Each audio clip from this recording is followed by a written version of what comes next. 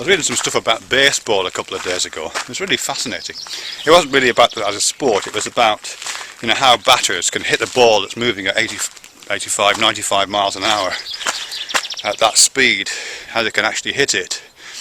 Because they, top flight batsmen, is it batsmen, whatever, do claim to be able to see the ball coming, and sometimes they say they can see it coming quite slowly.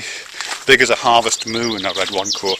I saw this ball coming, he says, big as a harvest moon. I took aim, hit it on the bottom third, it went into a fly ball. So I've been reading about that, and about a little bit about the neuroscience of that, about how it works.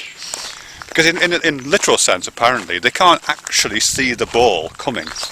That's kind of impossible.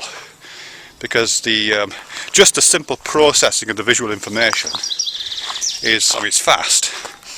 But when something's coming at you at 95 miles an hour, that means apparently it's travelled 9 feet in the time it takes to actually process the information. So where you see the ball, even if you could see it, you're not seeing it where it is at that moment. You're seeing it where it was you're seeing it 9 feet further back from where it actually is. So, and the reaction times and all that kind of stuff means that you can't, that even though baseball players and other people in other sports can't actually be doing what they think they're doing. They can't actually be seeing the ball coming and aiming for it. So what are they doing?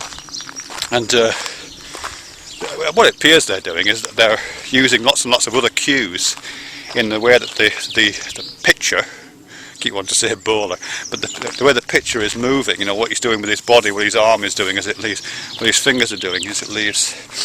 They're taking that information into account, as well as lots and lots of other information that they've acquired over time, tacit information that you just get from sheer experience about, you know, knowing how the pitcher works, having seen that pitcher do his pitches many times before, how he's likely to pitch under certain conditions, you know, when the game is at a certain stage or when the bases are loaded in certain ways.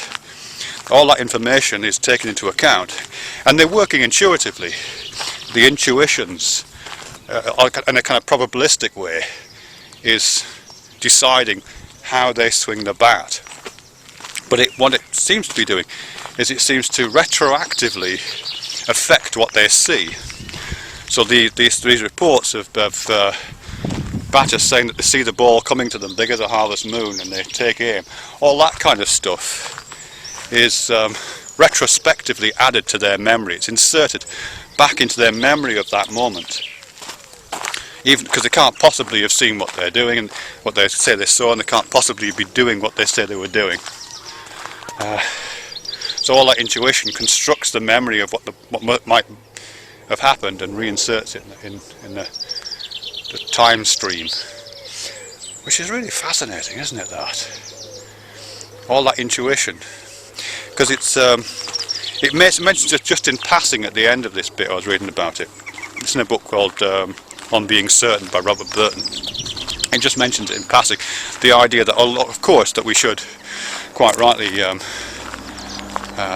be in somewhat of awe of baseball players being able to do that. He says that, you know, in a sense we all do that, or something like it, when we carry out a conversation. You know, having a live conversation with someone essentially is an incredibly skilled act.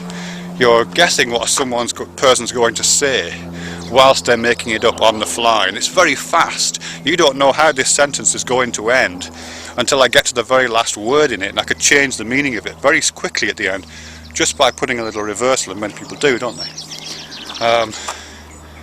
But all the time I'm speaking, you're understanding me. And what the science seems to suggest is that it's similar to a baseball player. What's happening is you're getting intuitive understandings of what kinds of things I'm talking about, because you know what I've said in the past. You kind of know where the shape of my sentences, because you can hear the rise and fall of my voice, like you can see the pitch of the ball going up, you kind of know where it's going to fall, so you kind of know where this sentence is going to go to an end.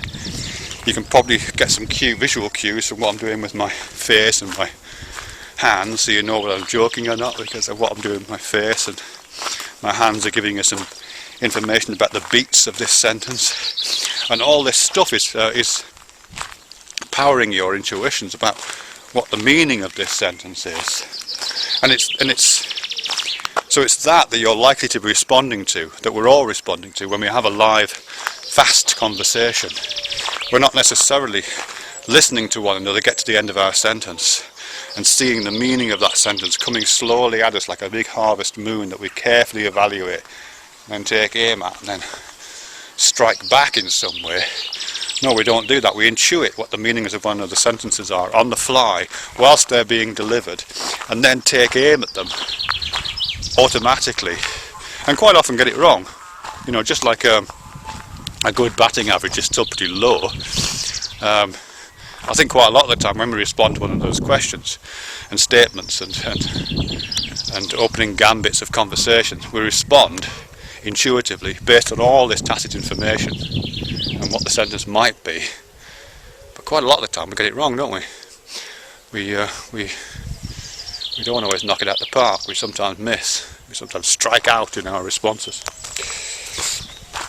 So we just don't have time to see what's this meaning coming, do we really? So it smacks us in the face. There you go. Look at the colour of that green there, isn't that gorgeous?